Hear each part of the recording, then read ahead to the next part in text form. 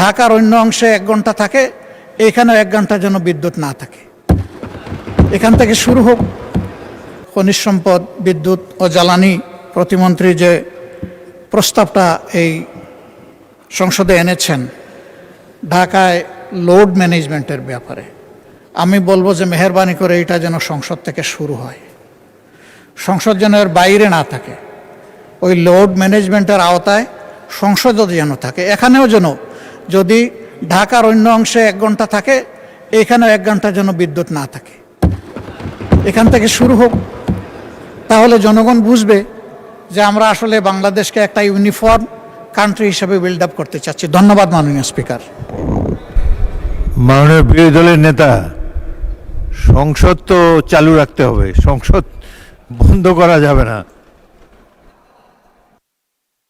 Mic দেন, বিরোধী দলের নেতাকে মাইক দেন। আমি সংসদ ভবন বলেছি, সংসদের অধিবেশন আমি বলি নাই।